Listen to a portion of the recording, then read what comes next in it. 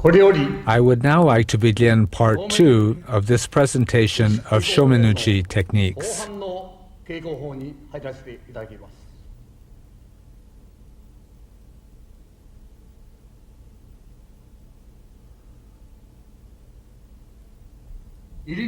I would like to demonstrate the second group of irimi techniques.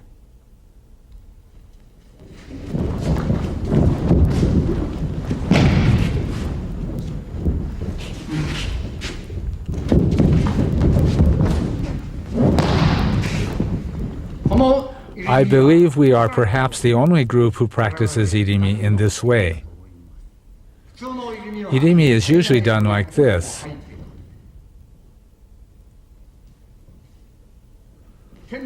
The sword is a bladed weapon. In karate, it is called uchi hidari ode.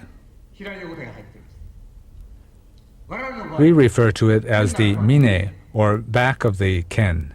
In karate, it is referred to as soto hidari ode. This is completely different. When the opponent attacks our head, we execute the technique this way.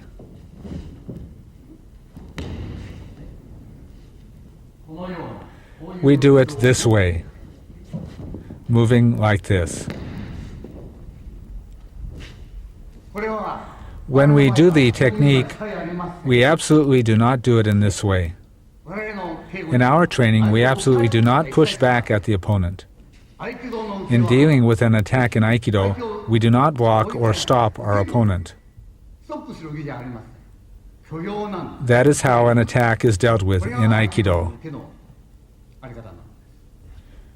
So in Aikido, we do not move from this point in the direction of the opponent. We open this way. The hand comes to here in this manner and enters this way. Naturally, if Aikido is based on the principles of the sword, it must be based on correct principles. Various entering movements with the sword begin from this form, where both opponents raise the sword at the same time and parry the opponent's attack. Then from this position, they enter, and their swords lower. But our way of doing the movement is different. We do not adopt a kamae or ready posture, we simply stand like this. So we can enter when the opponent lowers his sword. Naturally, we can enter directly from here. This is our way of executing irimi. We have already entered at this point. In this case of a usual punch, we can avoid it, but we don't do it this way. What we do when the opponent punches is to enter directly. We are in this position. If you do it this way, the opponent will not fall down. In our way of doing the technique, when he attacks with shomen, we enter like this from below. So when he comes with a punch, we enter here directly. So naturally, this hand can't attack me either. He can't build up this point. So it doesn't endanger his life. He becomes unable to utter a word. I will return to this point later. This is what atemi should be. This is what atemi should be in Japanese martial arts. That is the method of entering we use.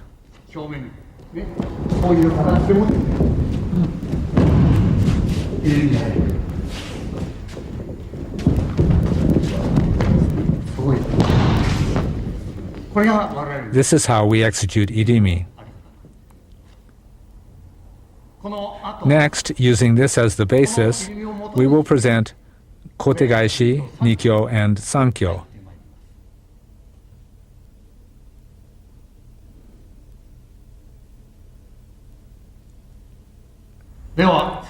Now we will move on to the practice of kotegaishi.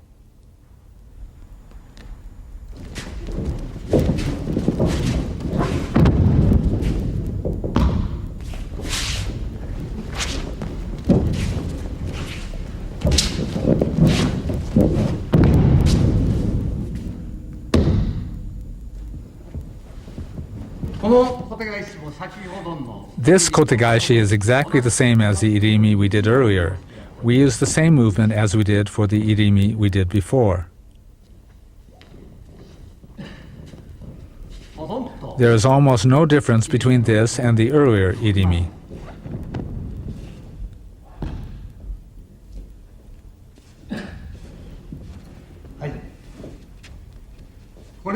Now we will take a look at this technique with ken versus ken and ken versus jo.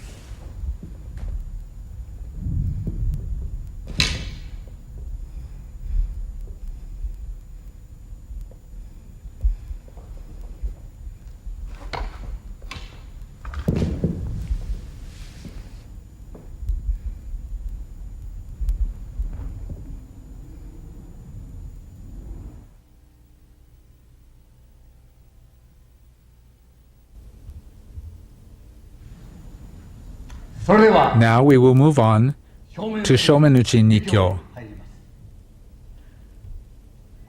With this technique as well, there are ken versus ken, ken versus jo, and sword drawing techniques. We perform this nikyo in a manner similar to the irimi and kotegaeshi we looked at earlier. Here, and then we turn.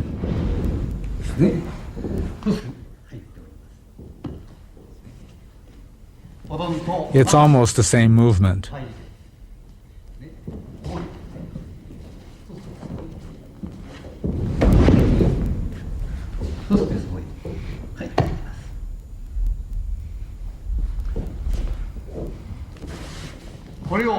We will now move on to the ken versus ken and ken versus jo techniques.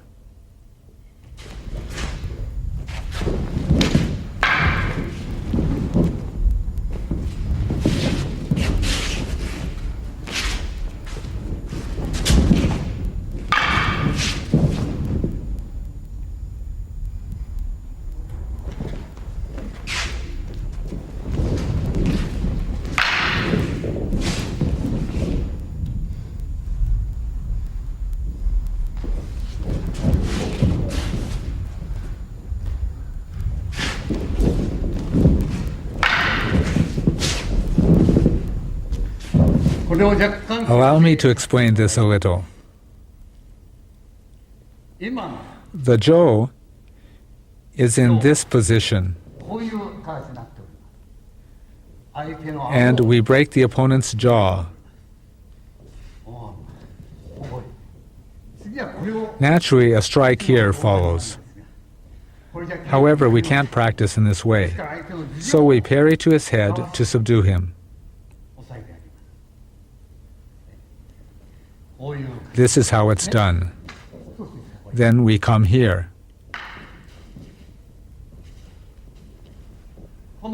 This Jo movement is similar to the Nikyo.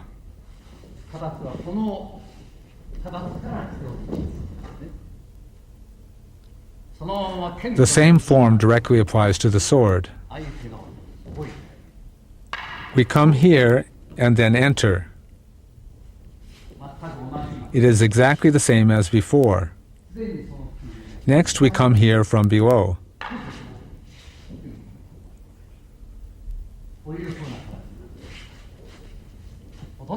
It is almost the same as the empty-handed movement. The empty-handed technique applies to the Ken and to the Jo.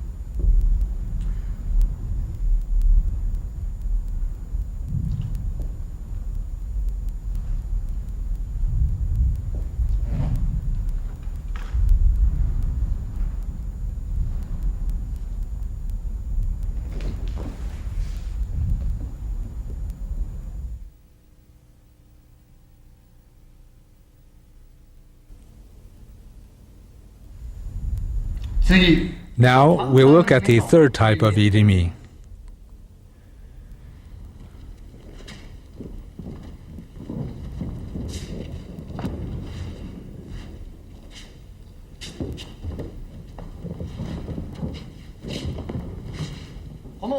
In this irimi, the opponent strikes my head and I come here.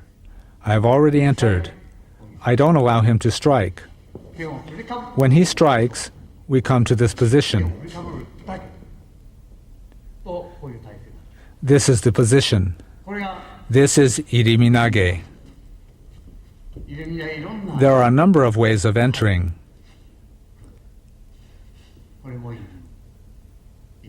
There are various kinds of footwork.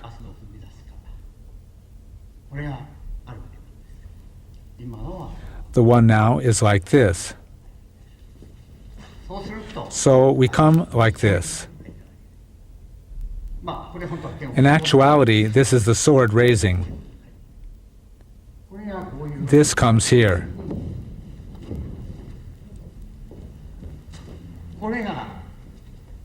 If he punches, I come to his throat. Usually the hand is used to protect yourself. However, in Aikido, this is not done. The hand which comes into contact with the opponent is used to draw him out.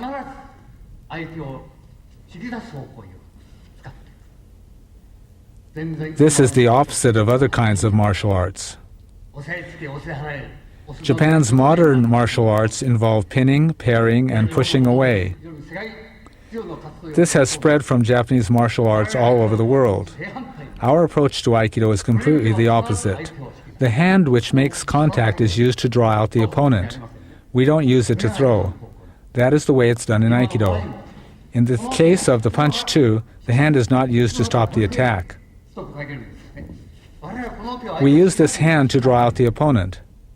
At this point, my strike has already contacted him. Without an understanding of this, I don't think one can understand the wonderful quality of Aikido. Many techniques emerge from these irimi movements. If it is true that you can throw an opponent in an instant, it means you can kill an opponent in an instant. However, today that would be a crime. When that happens in this world, one is killed. Our approach is, in an instant, in that moment of agitation, to cause both parties to reflect on the situation. In the previous irimi, we enter this way.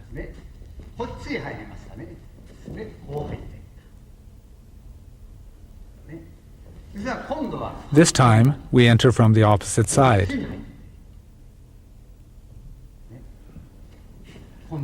This time, it's different. This movement happens instantaneously. This is the movement. This is our way of executing irimi. According to the principle of irimi, the opponent is already checked in his attack.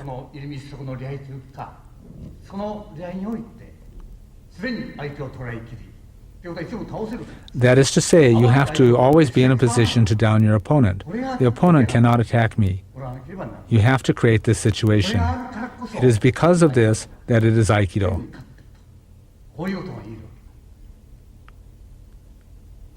However, in martial arts like Kendo, Judo, or Karate, this principle is probably not understood.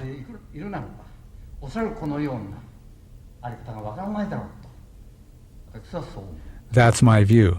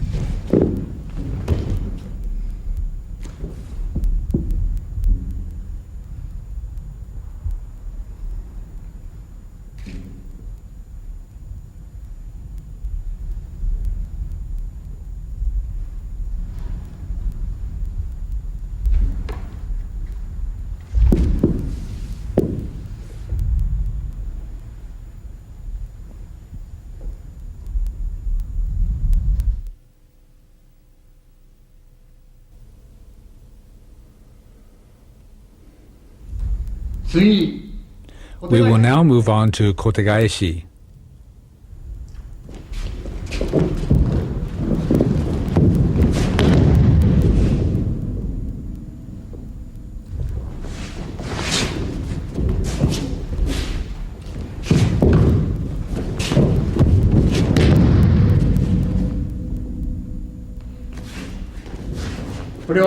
This is exactly the same as the previous irimi.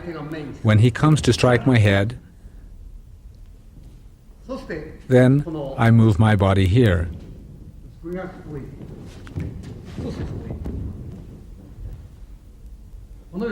I enter this way. I will now show the previous kotegaeshi and compare it using Ken and Jo techniques. In the previous kotegaeshi, we entered this way. Then we cut here. This time we do the opposite. We enter this way.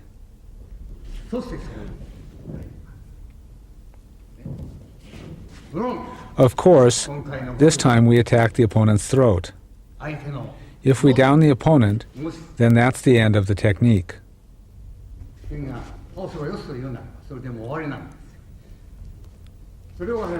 This is how we do it. Like this. Again.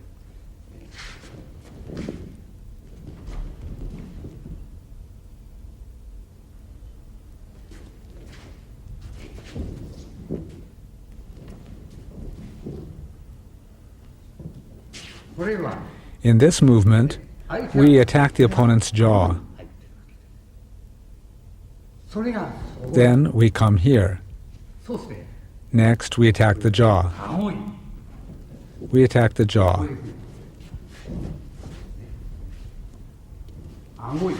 The jaw, like this.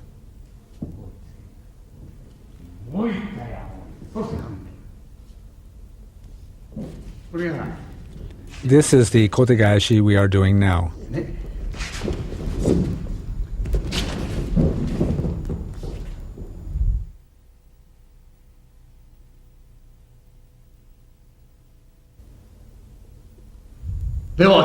Now we will consider Sankyo techniques. There are two ways of doing Sankyo. We will divide it into two kinds and also show applications using the Ken and Jo.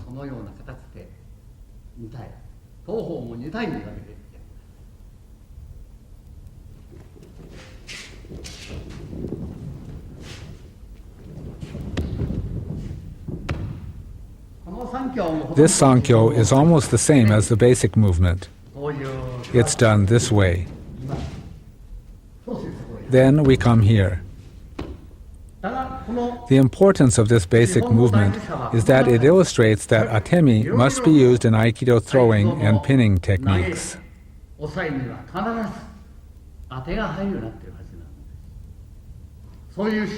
Generally speaking, people do not understand these techniques.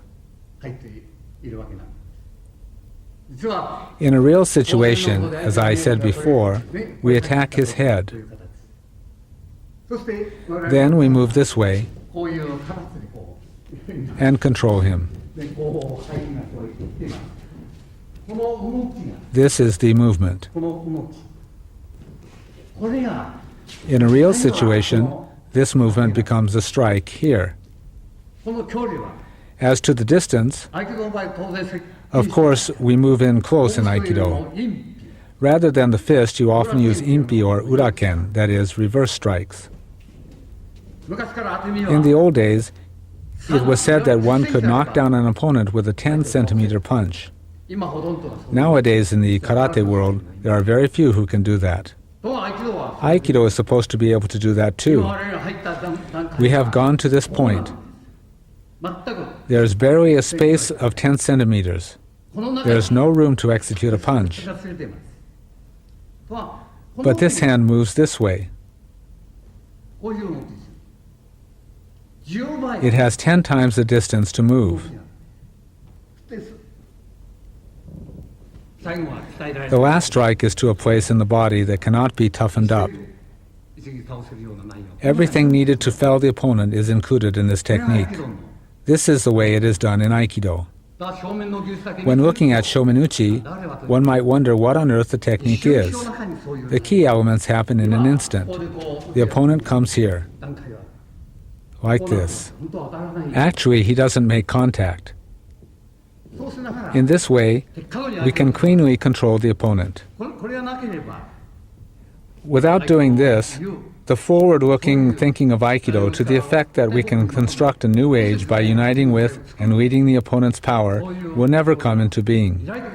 Aikido is trying to realize an ideal for the future. The present trend is to completely block the future. This is the direction in which present-day Japanese Budo have been moving. Victory is in felling your opponent. In our way of thinking, to fell an opponent is to lose. Man's true way of life is based on protecting the life of fellow man. The purpose of Aikido training is to examine and verify this principle with your own body. Keeping that in mind, this is the manner in which we execute the technique.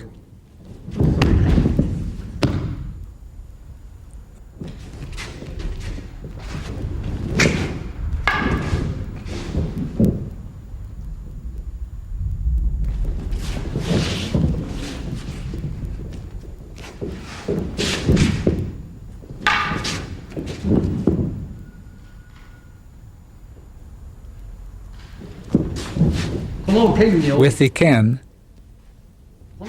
at this point, actually here, and we enter here.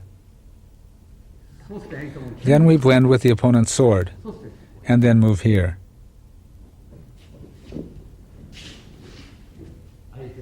We have already entered when the opponent raises his sword, and then we move here. Then we blend with his ken.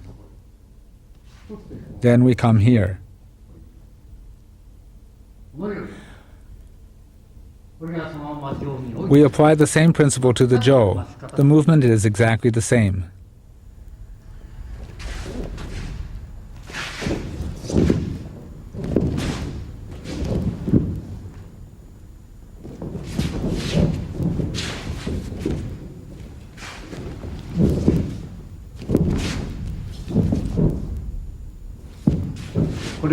Since this is a jo, it doesn't cut.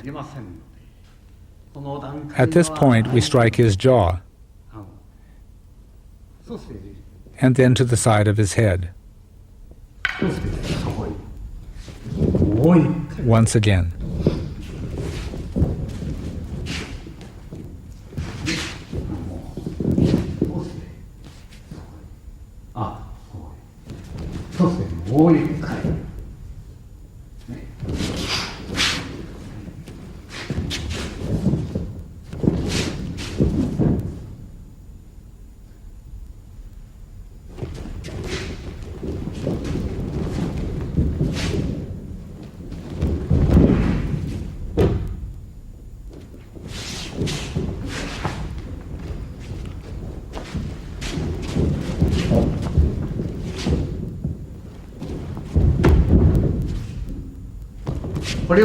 At this point, the opponent strikes and we lead him this way.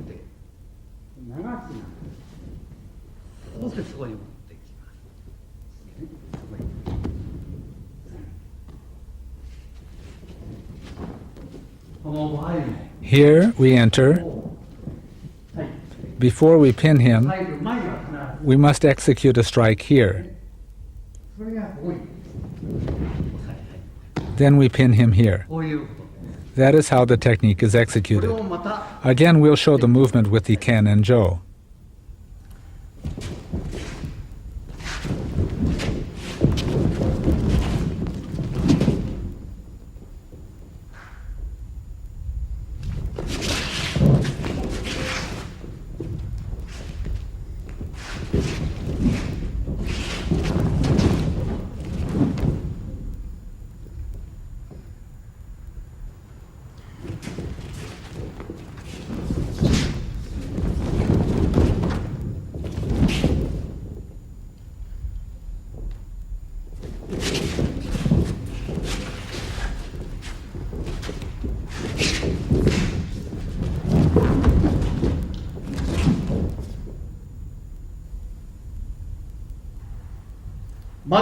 First of all, I'll show the first Sankyo sword technique. This is taken from among the thrusting movements.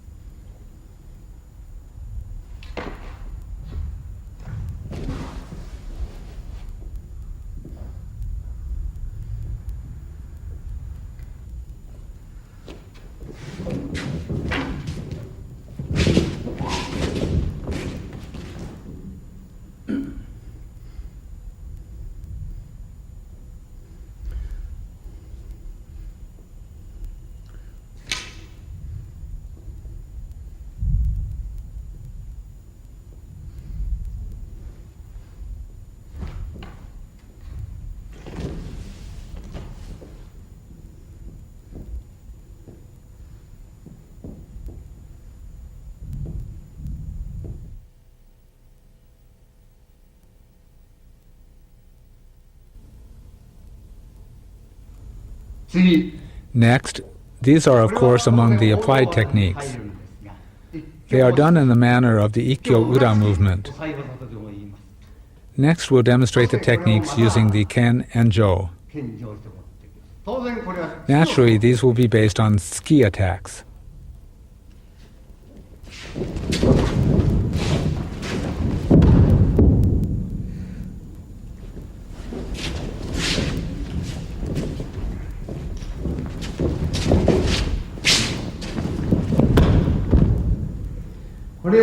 It goes without saying that we enter here behind the opponent.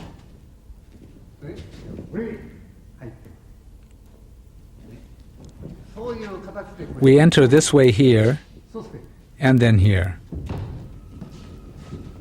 So it may be a punch or something else. Of course, you must already strike him when he comes. So we do it like this. So this movement comes over the opponent's head. This is the wrong way to do it. That's how they do it in karate. We're doing this to avoid the punch. We have to touch the opponent's body here. Actually, we must down the opponent before touching his fist. Therefore, we must bring our hand over his head. Because my hand is here, he can't punch or kick. So of course, we enter here, end pin. This is how we practice the technique.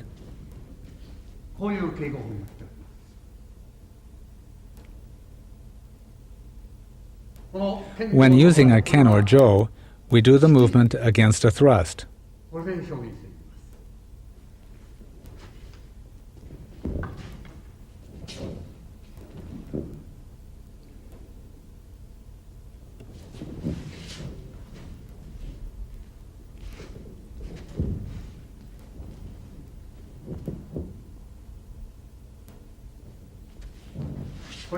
Here too, before making contact, we come to his temple,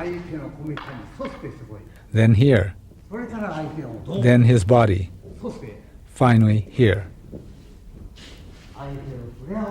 Before making contact, we come here, here, and then his arm, then the body, and here. This is a kind of hip training while holding the sword, like this. 1, 2, 3, 4, 5 strikes. This is one way to demonstrate an Aikido technique. It is said that Aikido is a forgiving Budo. There are some people who will forgive once or twice, but there is hardly anyone who can forgive 3, 4, or 5 times. Forgiving is the highest ideal. Aikido is the spirit of one who can forgive many people. We think that this is something very important. If Aikido is a Budo of forgiveness, we must closely examine techniques with that concept in mind. By mastering these techniques, we can develop a tolerant character. This is the purpose of Aikido training. Once again.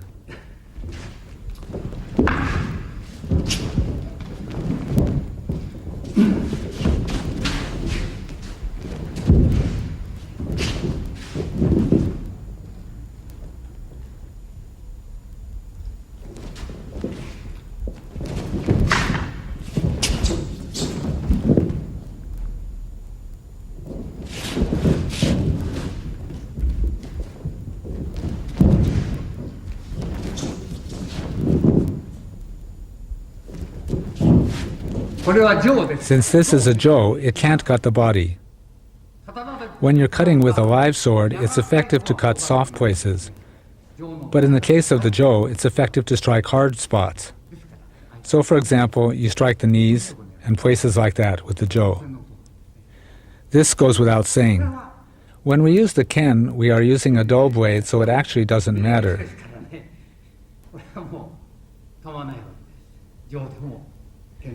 In the case of both the ken and jo, of course, It is more effective than striking with the fist.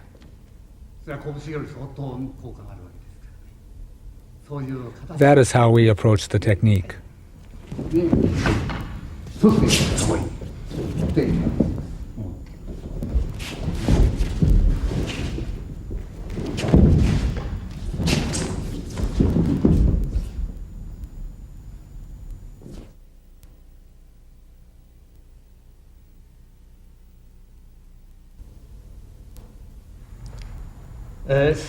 To conclude, I would like to briefly explain two shimewaza or choking techniques.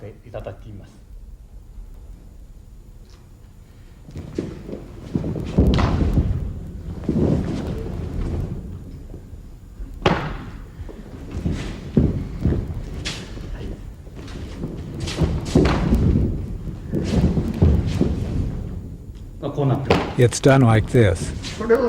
To explain this, it's actually not that difficult. You come to this position. In the old days, you did this. If you twisted the helmet, you broke the opponent's neck. This would result in instant death. It's extremely dangerous. Since we can't do that sort of thing, we go through the motion of choking the opponent.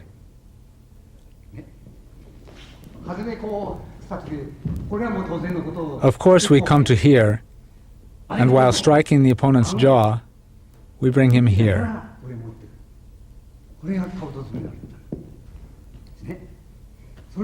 Since we can't do that, we come here. The thumb comes here. Then you twist him around to here. It's necessary to do it this way for practice. Please understand the technique in this way. Here's another technique. This is a similar technique. This time you stay in contact with him and come here. Actually, you would do this. Or poke his eyes. You come into the jaw, and one hand pokes his eyes. It's extremely dangerous. You'll understand if you try pressing here. This is a vital point. If this is cut even a little, air comes gushing out. You can't survive for even a minute. This point here. If you are struck here even with the empty hand, it will be totally effective. So we enter from the left side, and then to here. You shouldn't pull. The opponent is controlled by his own body weight. You don't choke him with your hands. It happens by the opponent's own body weight. It's like being hanged. You are choked by your own body weight. It's the opponent's body weight. That is how we execute the technique. So, we bring him around this way, and he comes to here. I think it's best to practice the technique this way.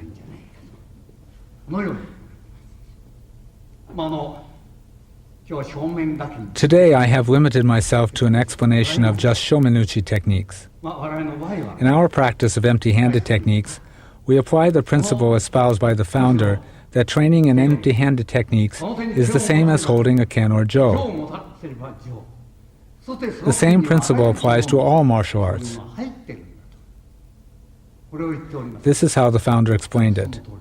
I think that is exactly true. If our way of explaining these techniques has been of some use, I hope that you will think about training according to these principles, and that this will be a benefit to the future of Aikido.